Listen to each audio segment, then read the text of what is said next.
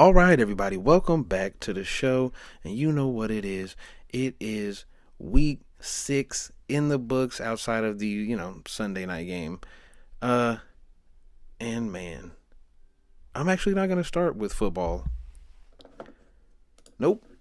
I am going to start with something I've seen over this past week that has been on my mind. And, the future of the NBA getting is going to be pretty wild. I'll just speak his name. Victor Wembanyama is completely unfair, man. This is see when LeBron came in, people were like, "Wow, a 6'8" guy that can essentially play the point, can hold 1 through 5." And we thought, man, this is one of the craziest things we've ever seen. We haven't seen anything like this since Magic Johnson, right? And yeah, sure, that was pretty wild to watch. And to be honest, LeBron James got me into basketball. And then in what was it, 2008 or so, a man by the name of Kevin Durant came onto the scene. He was listed, quote unquote, listed at 6'9". He was probably more 6'10", 6'11" ish, something like that. But he was listed at playing the 2. So he came into college playing the 2, and we looked at that and said, we've never seen anything like this. A guy that's 6'10", almost. I mean, if we being honest now, he probably grew into this. But Kevin Durant is a legitimate 7 feet tall. There's plenty of pictures out there of him next to guys who are listed at 6'11", 7 foot, 7'1". He's basically the same size. So he's a 7-footer. But we never thought we would see a 7-footer with guard skills come into the league. A guy who can hit you between the legs, crossover, who can go, who has all the bags, handle wise, can pull up from mid range, pull up from 3, off the dribble, catch and shoot, whatever you need. He can. I mean, Kevin Durant on defense is really not really suited towards holding legitimate guards, but still, we never thought we would see a guy be able to do the things he's doing. And I'm trying to think, but there hasn't really been a lot of that. Paul George, 6'9", whatever, probably close to 7-foot wingspan. Giannis, but Giannis doesn't really have a lot of those same guard skills. He really is like a new age version of a Shaq almost, if you would, where he just kind of like can put his head down and just out strength and out body people with at being 6'11", 250, whatever he is.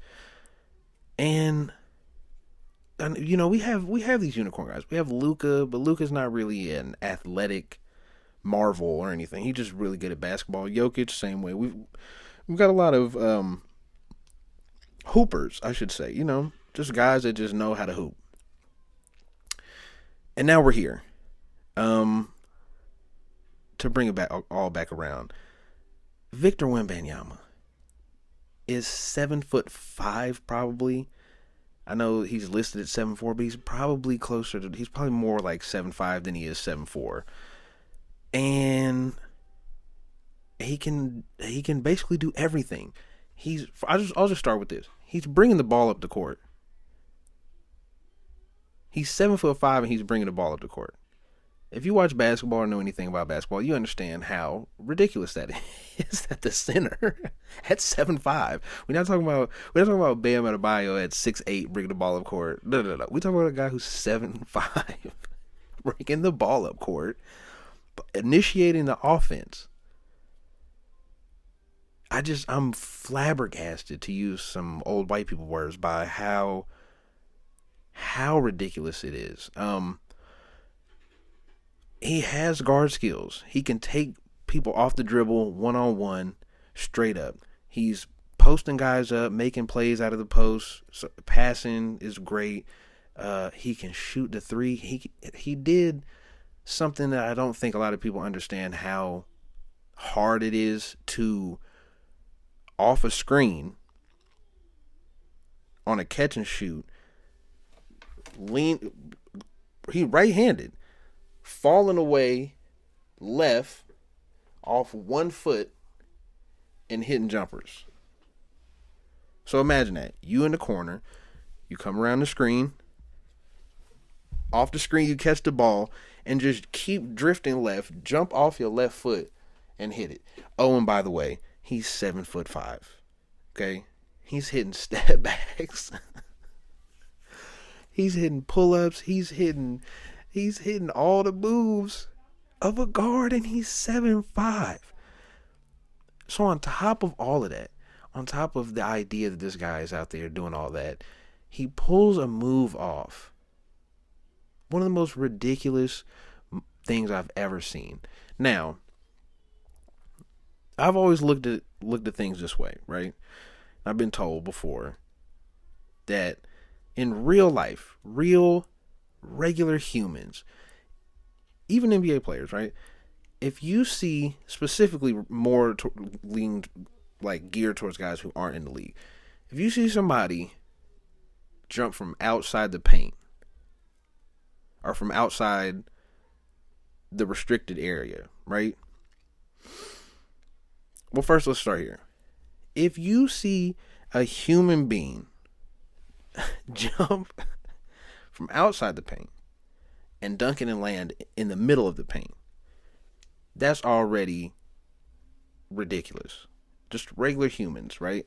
Not a lot of NBA players aren't just taking off from outside the paint from either corner and punching it. A lot of guys, big specifically, you don't see a lot of guys do what Victor Wembanyama is. And that is outside of this restricted area, outside of the circle, turn around, barely jump, if we being honest, barely jump and dunk over somebody. It's out of pocket. It's one of the most ridiculous things I've ever seen. And it was on Thomas Bryant. If you haven't seen it, the viral clip going around, where he just turns around and dunks.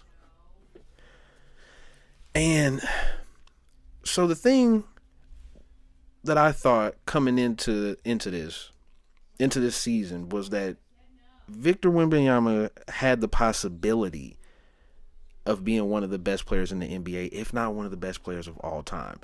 And I honestly think at this point, it's leaning more towards he could be one of the best players we've ever seen with if there's no injuries and he continues to get better year over year.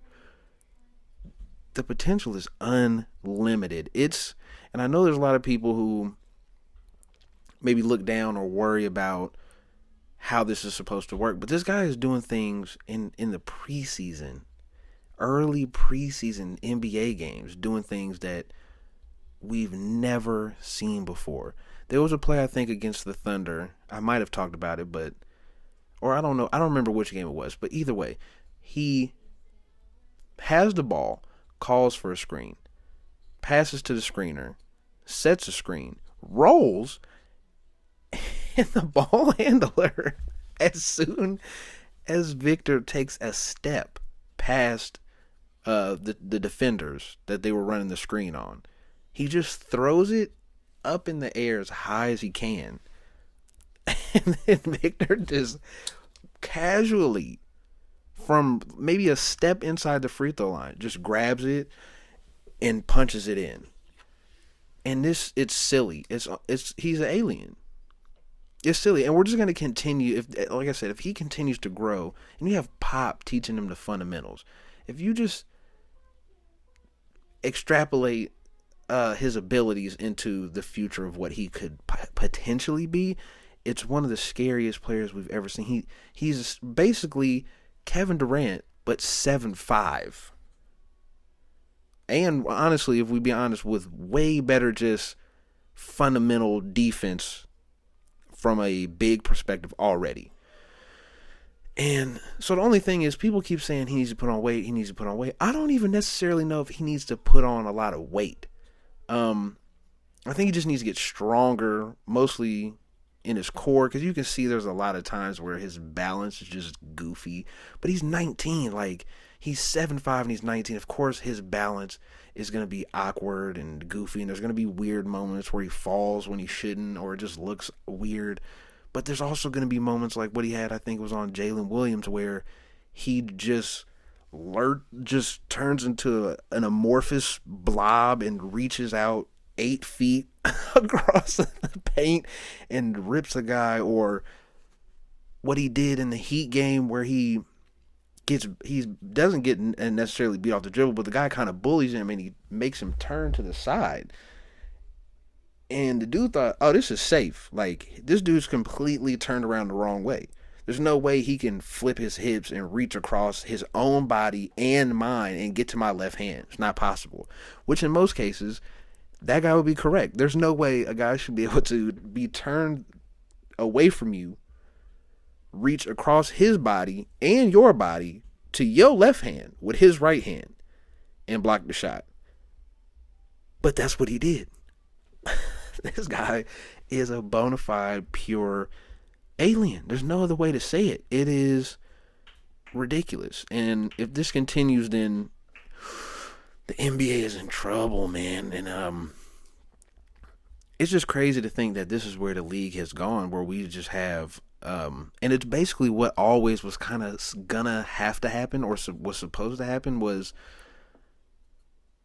bigger, taller, faster, stronger guys with better skills we're going to take over the league. And that's what we seeing.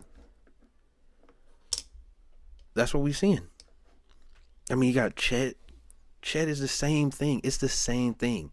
He's just 7'1" with the same type of frame. These tall, thin guys with guard skills that can bring the ball up, that can run the point, that can be the ball handler in the pick and roll. And it's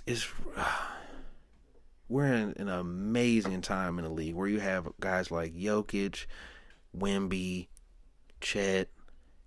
The list goes on and on. Embiid, you can put in there a little bit, except Embiid doesn't usually do it, but he can do it. He could face up. It's better because he's a bigger body and bigger, stronger, faster than everybody.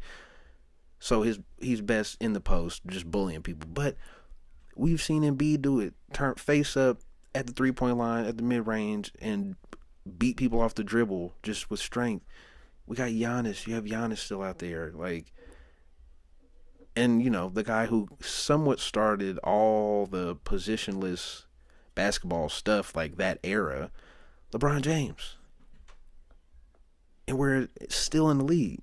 Anthony Davis still out there, guard skills, play the four, play defense.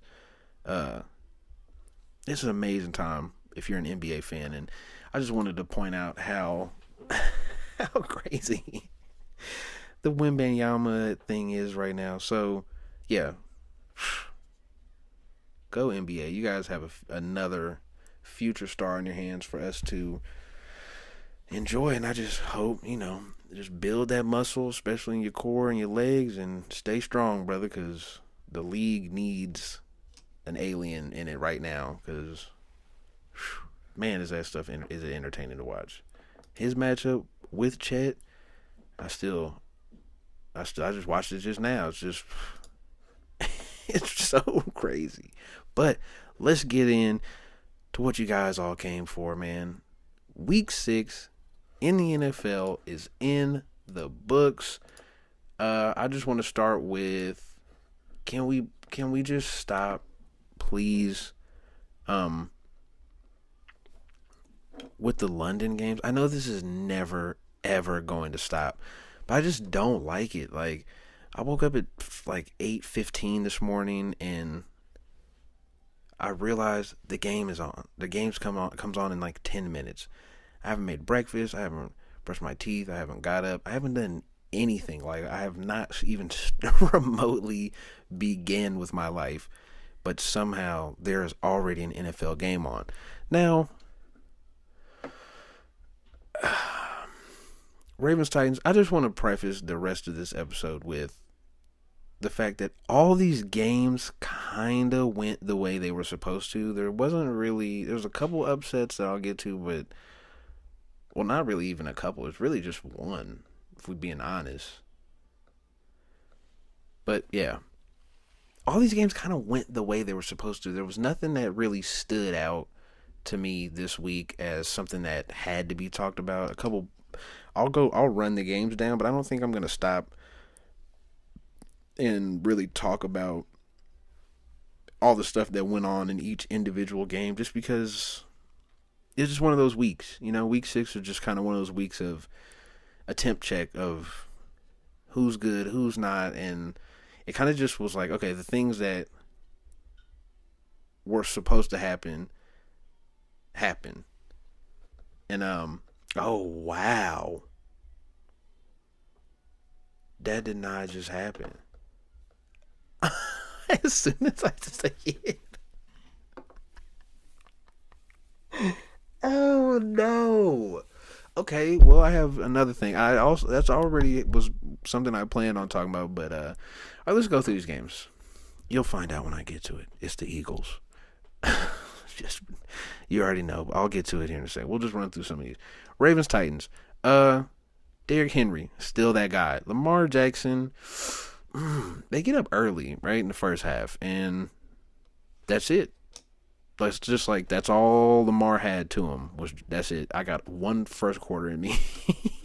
I don't know what's going on with Lamar, but I know everybody just has these hopes that he can continue to rise, or I really, if we being honest, get back to that 2018 Lamar, and it's never happened. And I just feel like it's never gonna happen.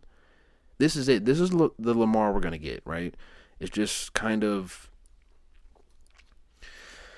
a guy that can run really well, and here and there he'll give you a big game passing, and other than that, he's gonna just kind of make weird mistakes and just do a lot of weird stuff, and you just go, why? Like you're probably the best athlete on 99% of the fields you walk out onto, and you just kind of don't have it all the way, you know?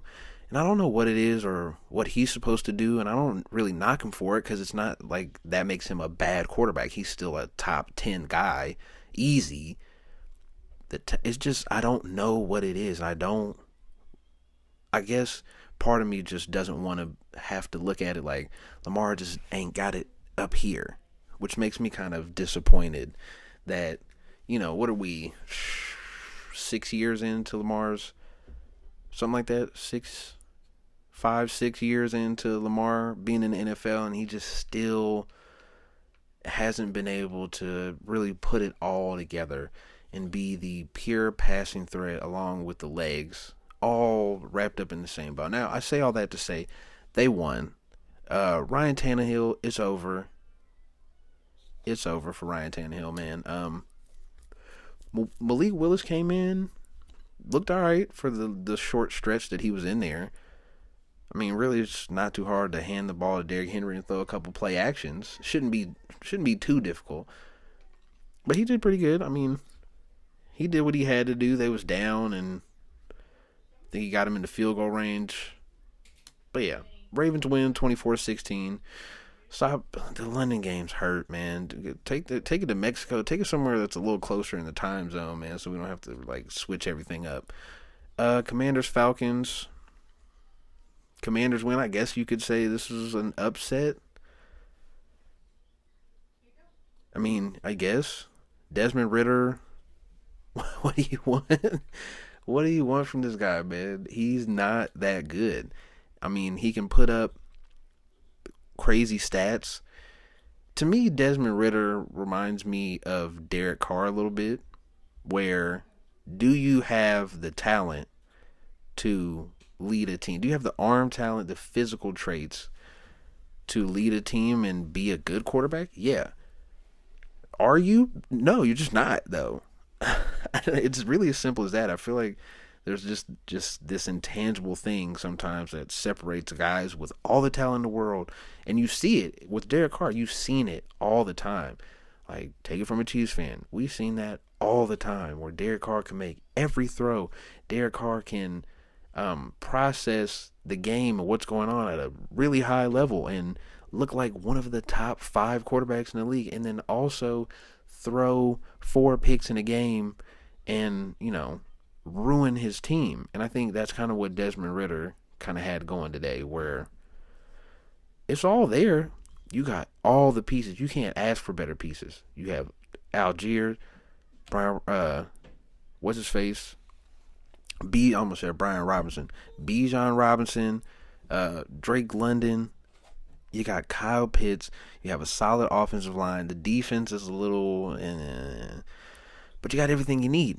You got everything you could need, and you just blow the game. You blow these games for your team. It's just simple as that. 3 picks, a pick at the end of the game to kind of just end the game. You can't do that. You can't. But that's what I feel like is Ridder is just kind of a new age Derek Carr. Vikings Bears. Vikings were supposed to win that game. They barely win the game. I keep forgetting his name. Justin Fields. Justin Fields throws a pick into the game. Pretty self-explanatory. Oh no, did he not throw the pick?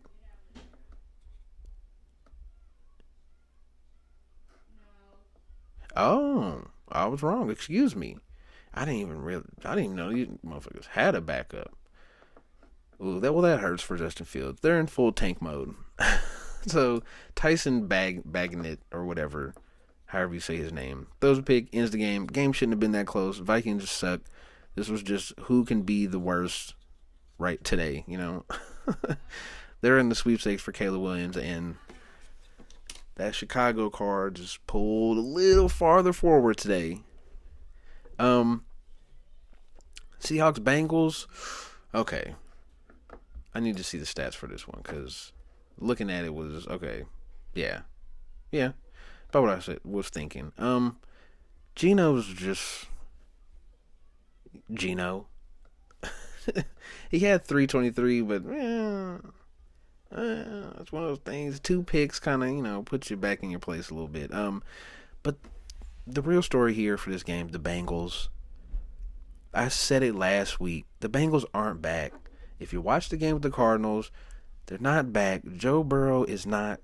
He's still not healthy, and that line is atrocious. The line is bad. They can't protect him, and he's on one leg.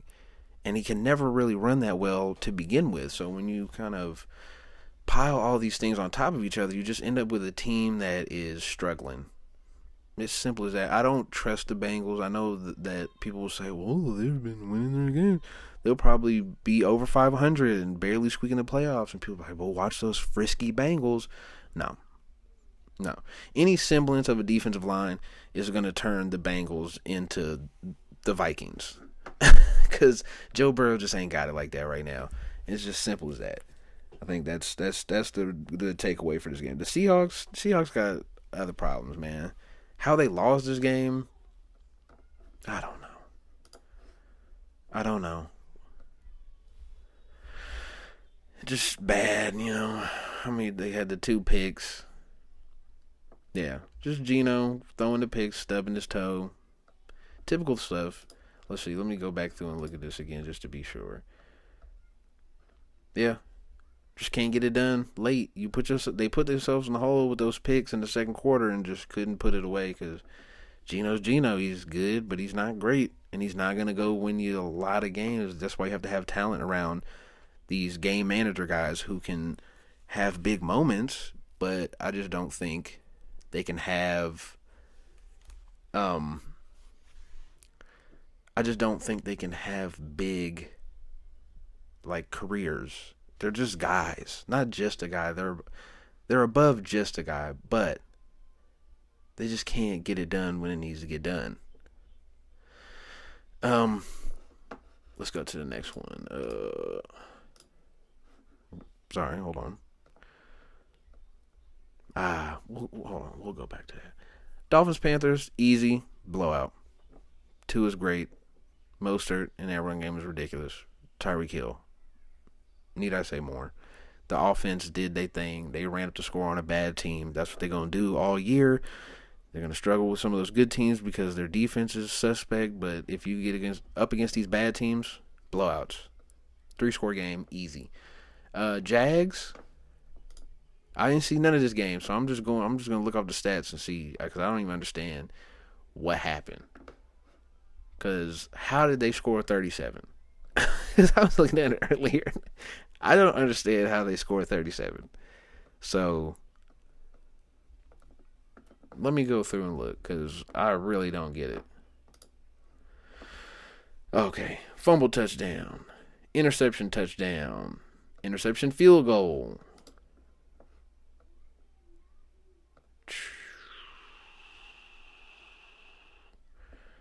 So yeah, hold on, let me look. That looks like a little sketcy. Penalties, 6 for 46, 5 for 25. 4 turnovers is gonna do it to you. 4 turnovers, that's gonna do it. Because it doesn't. It's just weird to look at. The Jags have 233 yards and 37 points. That's why I was wondering, like, what happened here? It was just turnovers. 4 turnovers, and that's going to do it. That's it. It's crazy to look at this and think the Jags had 62 plays and scored 37 points. But yeah, this is like I was saying, like, a lot of the teams that were supposed to won. There was a lot of these games I didn't watch the whole game. I was just, seeing stuff, and this is one of those where it's like, yeah, I didn't see any of this. Just looked at the score and went, how did this happen? How does this happen? And Gardner Minshew has 330 yards, and Trevor Lawrence has like 180. I don't really get it. Texans Saints was the same way, where I didn't watch a lot of this, and it didn't make sense. Derek Carr has ends with 350 yards, and C.J. Stroud ends up with like 130 yards or 200 yards. Well, he had 130, I think, when I had peeked into the game, and it's just, how did this happen? And you go, oh, they were up all game, and they ran the ball and kept getting stops, and the Texans' defense is a solid defense, not great, they're just, solid, but then you look and you're like, Derek Carr, a fumble, a pick, and specifically at inopportune moments will ruin the game for you. That's what happened. Texans win 20-13. Just bad turnovers at wrong times ends up blowing the game for you. Patriots Raiders. The Raiders win. I don't want to say anything good about either team. Let's see. Does anybody have anything worthy of even? This was like the most 1991 game you could possibly have, where the Raiders just kind of were like, all right, we're just going to line up and run the ball. And the Patriots said, all right, we're just going to line up and run the ball, and we'll see who can win. And, it's Vegas. It's the Patriots. The Patriots are one of the worst teams in the league. Raiders are also one of the worst teams in the league secretly. They're sneaky, not a good team at 3-3. But, they have a couple good wins, or not really good wins, but wins against bad teams, and that's what it is. The Cardinals, it's what we knew. The Cardinals stink. The real surprise right now, Cardinals-Rams. Rams win 26-9. Josh Dobbs looked good here and there. He's just not he's not that good. He has moments, and they were forced to throw the ball because they were basically behind the entire game. No James Conner, I think, kind of changed how this game went. Kyron Williams went off. Forgot about that. He went crazy. Cooper Kupp doing his thing, just taking his spot back from Puka Nacua. And they just kind of dominated the second half, because it was relatively close in the first half, 9-6. Oh, they were up. I forgot they were up. But yeah, it was close in the first half, and you just Cooper Kupp and Kyron Williams, and that's it. Cooper Kupp, Kyron Williams, Aaron Donald, and a bag of chips, and Sean McVay just coaching this team out of his mind and getting them a good, solid dub against a bad team. It was sketchy in the first half, but they got it together and ran the score up on the Rams, or on the Cardinals, excuse me. Bucks Lions, same type of thing. Lions got up early, and it was over. Baker Mayfield kind of just went back to being a guy. 206 yards, a pick. He just looked off the whole game. They couldn't run the ball because they were down. And I think that you see that a lot with some of these. He's another one of those game managers. I put him in the same basket with Geno, where you got to have guys around him, and those guys have to play great. And if they aren't playing great, he's not going to elevate them or put them in positions to get it going. And then you're just kind of stuck spinning your wheels, and you got Jared Goff just going crazy. And Amon-Ra St. Brown with 124 yards. He had that big run. Oh, excuse me. He had that one run for the touchdown. That was nice. I think there was a crazy block, and he jumped over guys diving at his feet and skipped into the end zone. But yeah, Lions should have won that game, and they did. And now we get to the meat and potatoes. Oh, man. This is tough. So we come into this week. Oh, I didn't even talk about... I'll save them for the end, because y'all don't want to hear me just ramble on about problems with the Chiefs or the Chiefs games. So we'll start here. We come into this week with two teams at 5-0. And we leave this week with no undefeated teams. How about that? How about that? I'll start here with the 49ers. I said it last week. The one weakness with the 49ers is the right side of that line. And the biggest strength of the Cleveland Browns is the left side of their defensive line. And it was just disaster. The Browns' defensive line punished the San Francisco 49ers. I mean, just wrecked shop all game long. They had no answer for it. Now, I'm not even going to go there yet. That Cleveland Browns defense is the reason they won, if we be honest. There's no other way around. There's no way to look at it. Some people might blame Brock Purdy. Cool, you can do that. I'm not going to blame Brock Purdy for the reason that San Francisco lost. He's a reason. He's not the reason. The reason is the offensive line. And the fact that the Cleveland Browns defense on the back end held it down, and on the front end kicked the 49ers' teeth in. And that's all you can do. If you can do that, and that's what we've seen in this game, if you can kick them in the teeth, they don't have an answer. They don't have another mechanism or mode that they can get into to affect the game in a different way, right? So Debo goes out in the first quarter. I think Trent Williams gets dinged up also around the same time. And it's just a bad start. Okay, we're starting off bad. But they still were up. Let me go back and look. Yeah. They still were up. So everything's cool. All you got to do is just hold on, right? And to me, that's where the Brock Purdy part of this comes in, because P.J. Walker, third string quarterback, comes in for Deshaun Watson, who also isn't playing great, and outplays Brock Purdy. He had 2 picks. Cool. I don't care about 2 picks if you are kind of dominating the flow of the game the way that P.J. Walker was more than Brock Purdy. Brock Purdy was just a big nothing burger out there. Now, people are going to say, I've seen tweets and stuff of people saying Brock Purdy did what he was supposed to do. He did his part. He led the game-winning drive, and the kicker missed a field goal. Because that's what's happened. That's what happened. This game was Cleveland Browns 19 to San Francisco 17. And the Browns kicked 4 field goals in the second half.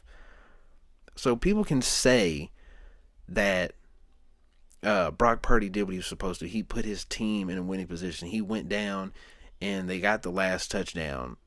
But I personally think the Browns' defense just shut all of that down. They shut everybody down. They shut McCaffrey down. They shut Debo down. They shut Ayuk down. Ayuk might have had some good stats.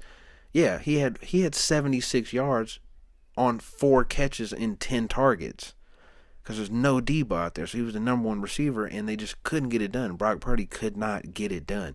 So people have been saying, people like me, Brock Purdy has never faced any adversity. Now, here's your first game of adversity. And I think people are going to look at this 2 different ways. One way of it is to look at, well, in the fourth quarter with a minute and a half left, Brock Purdy took the team on a defense that has been kicking their teeth in all game, took them down the field and got them in the field goal range. He did what he was supposed to. Okay, cool. That sounds good until you realize that the drive before that, he threw 3 terrible balls and they had to punt, and that was it. He was bad on the drive before that, and that's when the Browns go get the field goal, go up. Now, sure, Brock Purdy after that did what he was supposed to, but really, if we're being honest, there was one play where he threw a slant. I'm pretty sure it was a slant. I don't have the all 22 here. I'm just watching the broadcast, but I'm pretty sure he threw a slant to Ayuk, and Ayuk took it like 40 yards and put him in field goal position. So that wasn't Brock Purdy doing anything good. And it's just kind of along the lines of what I've been saying, what I've even said in this podcast. There's guys that can do it and there's guys that can't. And when I say do it, I mean elevate your team, make them better, drag them to where they need to be. And I don't think Brock Purdy is that guy. I think there's only a handful of those guys in the league. It's Pat. It's Joe Burrow when he was healthy. It's Josh Allen. It's Justin Herbert. Now, people would argue about Herbert, but I've watched Herbert time and time and time again go right down the field, score, do it. He's done it, right? Brock Purdy, here's your chance on this great defense. And okay, people are going to say, he did it. He got him in the field goal range. That's not good enough. You've been getting your ass whooped all game. It's not good enough. You had a chance. You had the ball with like 4 or 5 minutes left. And you just big nothing burger and give him the ball back. And let P.J. Walker, Jerome Ford, and Kareem Hunt just walk the ball down the field in the field goal range, run the clock down. If P.J. Walker doesn't throw the ball away, if he just slides, they win the game there. And Brock Purdy doesn't hit. The last thing we see of Brock Purdy is just completely flopping. So you're lucky you played P.J. Walker and he didn't realize, if I just go down here, it's almost, they have to call a timeout. So I'm forcing them to call a timeout, or they let the time run out till we call the timeout. But why would we call a timeout? We just gonna call a timeout. It would have been a minute left, maybe 50 seconds left.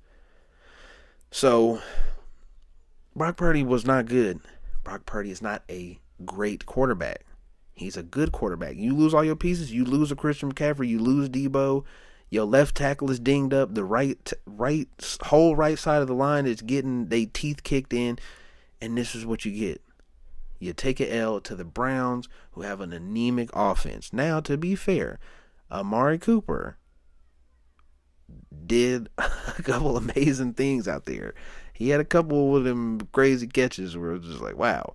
And that was keeping him in the game. The running game and Amari Cooper. You let them beat you because Brock Purdy goes 12 for 27 with 125 yards. So he was bad. He's not a great quarterback. He's not a top 10 quarterback. He's not a good quarterback. He is an average quarterback. This is kind of the same thing that I was doing with the Alex Smith, where I hate this. I hate the game manager quarterback that gets all the praise for a team around them that is amazing. This would be the same as if Desmond Ridder didn't throw all the picks. If you take away Desmond Ridder's picks, he's Brock Purdy. You got all the pieces. You got everything in place for you to be good. All you have to do is not be dumb, not be terrible, not be Mac Jones, Zach Wilson. That's all you have to do is just not be like that. Just not be horrific, and we're going to win a lot of games. And today, Brock Purdy couldn't do that. Why? He threw one of his first picks. It was a bad pick. But what are you supposed to do when the one suspect part, the right side of that offensive line, gives in the way they did? And that's what you get. And they drafted their kicker high. He missed another field goal earlier in the game also. that could be something. Who knows? Let's go to the next. The next 5-0 team, the Philadelphia Eagles, lose to the New York Jets. Now, the one thing here to me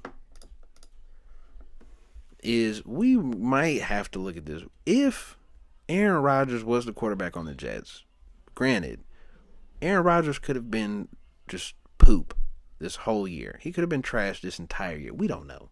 We don't know what was going to happen. A lot of people will say, "Oh, well, Aaron Rodgers is a great quarterback." He was a great quarterback last year.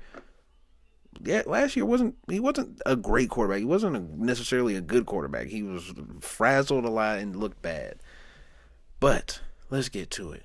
The Philadelphia Eagles lose to the New York Jets 20-14. Now, the Jets were supposed to be a good team, and you can see the bones and the structure of a team that's supposed to be good, that should be good, that should be,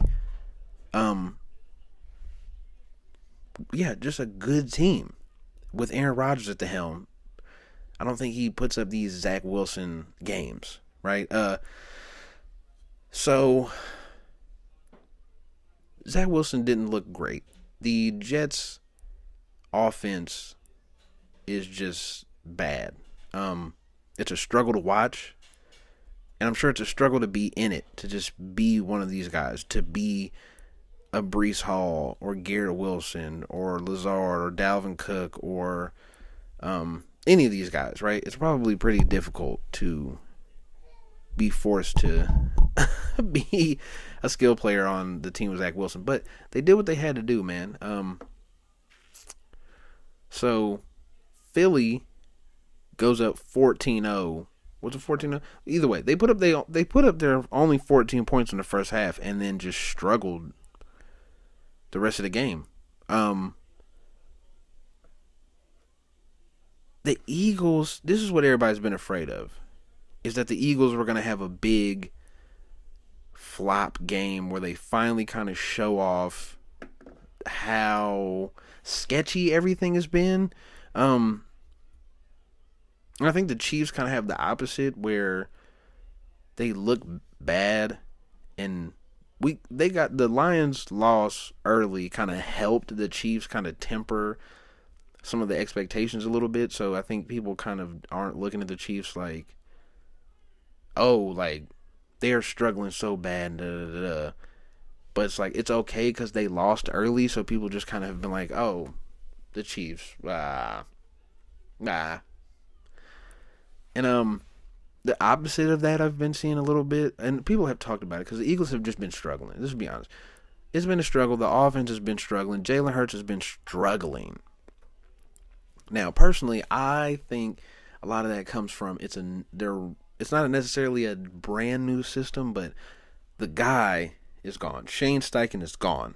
That was the guy, and we're seeing that now. Like, he was the wheels to this car, if so to say. And Jalen Hurts is just a rim out there spinning in his tracks, and he just can't get anything going. And that's what you see in this game. 28 for 45, for 280, one tud, 3 picks. 3 picks. One was tipped. Cool. Okay, you can kind of excuse the tip a little bit. Pause. You can excuse that one a little bit, but it was a real bad pick, and the fact that the game ended on a pick 6. That's how the game ended here. The Jets didn't go do nothing miraculous. They didn't hold on to a lead. They didn't do none of that. With 2 minutes, a minute and a half-ish left, Jalen Hurts throws a pick 6 to seal the game. Now, this is what people have been afraid of, everything except for last year, right? Last year, they were just on top of the world, and Jalen Hurts was floating on a cloud. But I think I think right now we can see it was mostly that Shane Steichen system, because he's got Gardner Minshew playing great football. He had Anthony Richardson playing great when Anthony Richardson played 1 year of college football. Came into the league and continued a lot of success.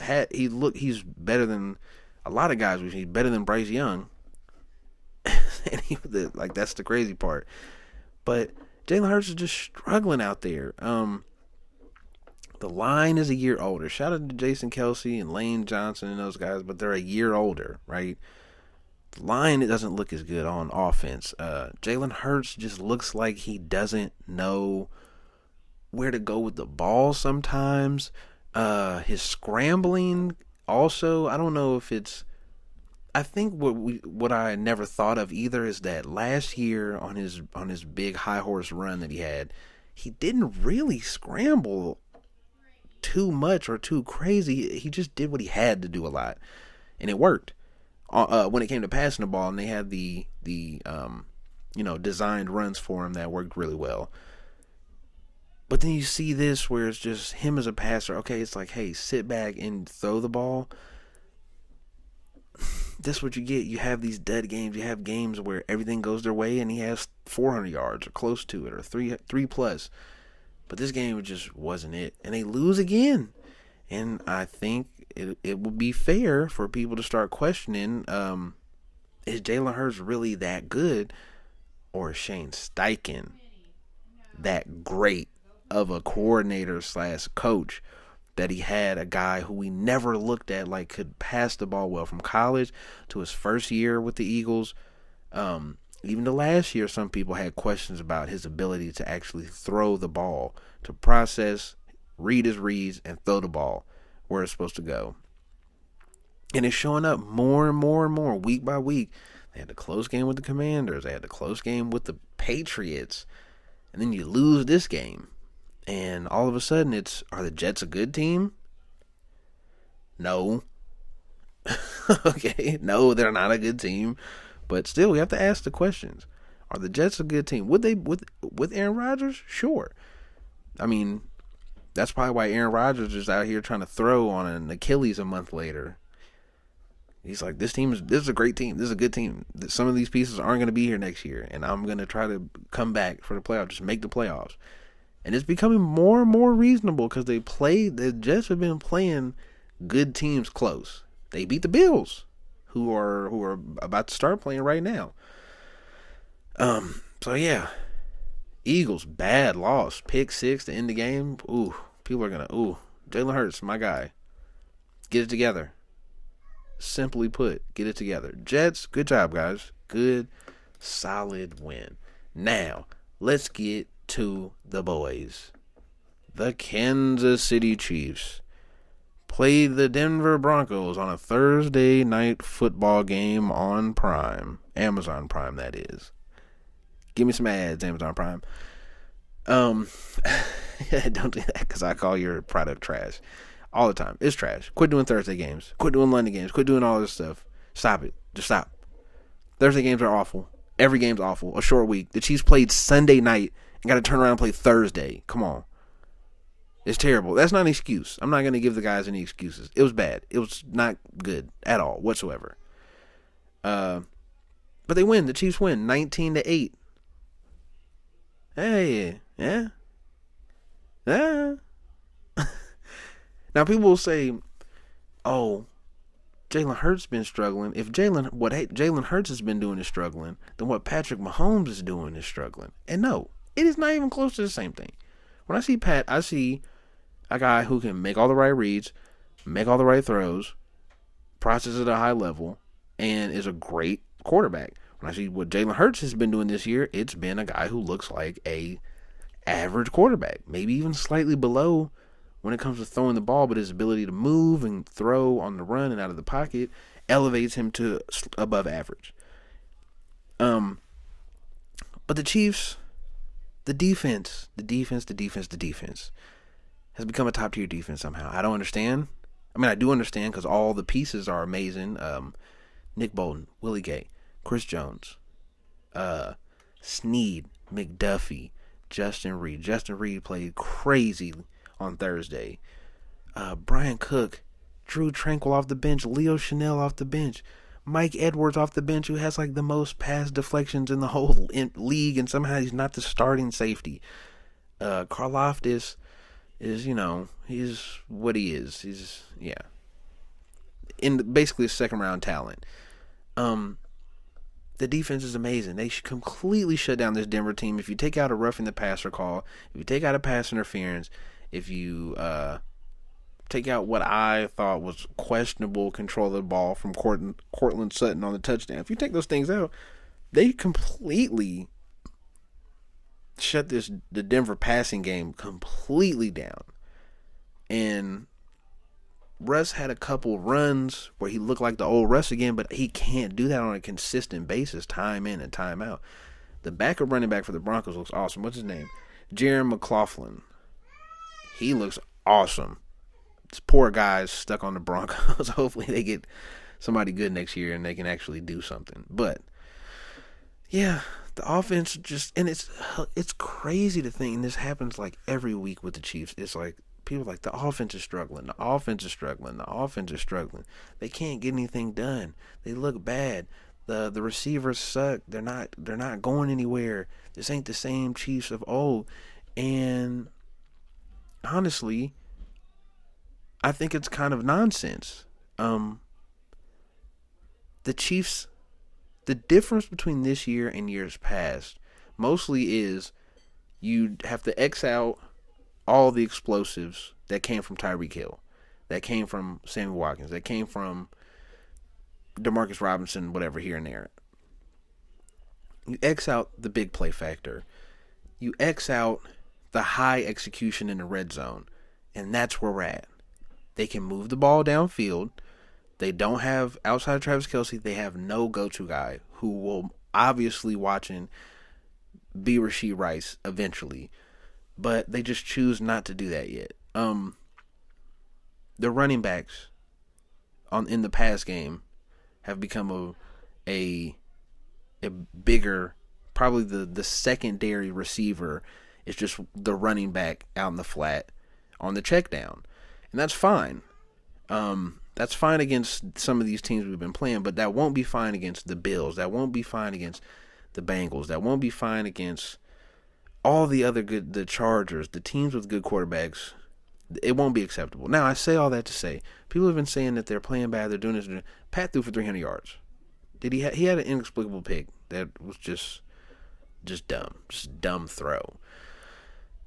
But it's still there. It's there. The structure for a good team in the Chiefs is there. I'm not worried about them. I think it's the same thing. Like now with the Eagles, I've been worried about the Eagles and they've been winning games, but now I'm really worried. With the Chiefs, it's the opposite to me.